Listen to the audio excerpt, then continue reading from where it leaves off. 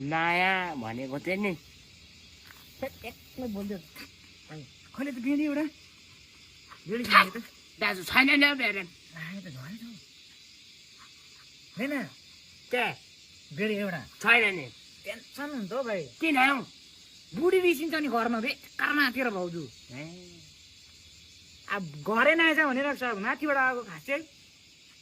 भाउजूले घरै नआएछ भन्दै सुत्नै नआएछ भन्दैछ अनि मसँग सुत्दिन त त्यो मतलब छ तँ जस्तो घाँसेटासँग सुत्नु म त्यो पनि हो तपाईँ हुने खाने म नहुने खाने कुरा सुन्छ मेरो तँलाई के आइडियाहरू छैन बुढीहरू फकाउने के सो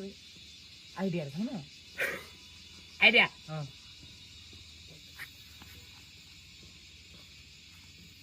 एक दुई राजा रहेछ आइडिया गोजीमा हुन्छ तेरो मेरो ठिक गोजीमा सिका त भाइ अब म त अब घर जानु पर्यो अब म आफै बोलेँ भने मात्रै अब नि हो अब कसरी सिकाउनु हो अब यहाँ चाहिँ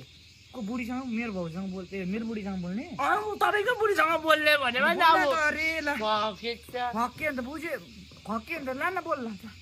तर मलाई पैसा चाहिन्छ 500 रुपियाँ दिइहाल्छ 500 रुपियाँ दिन्छु 2 बोतल रक्सी किन्छु लगाउनु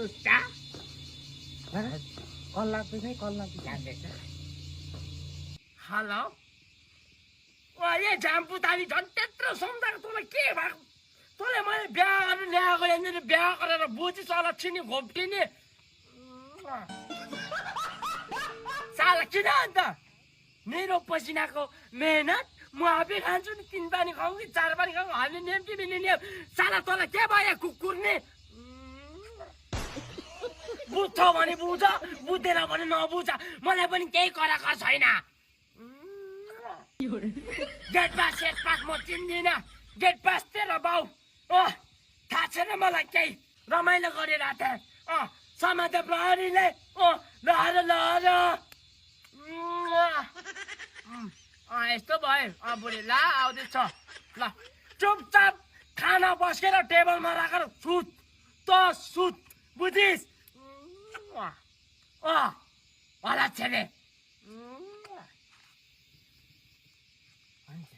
के गरेको भाइ फकाएको यो पाराले चाहिँ घरमा गएर भात चाहिँ लाज चाहिँ आउनु आउँछ होइन फक्के तपाईँको भाउजू पक्का हो कसम हो ल त्यसो भए धन्यवाद ल धन्यवाद होइन कि तपाईँलाई पकाउने पारा छ म टिभी सिकाइरहेको छु बस्नुहोस् त अब तपाईँले जतिकै गाडी नै गरे पनि उसलाई हकारे पनि लास्टमा चाहिँ भन्ने चाहिँ यो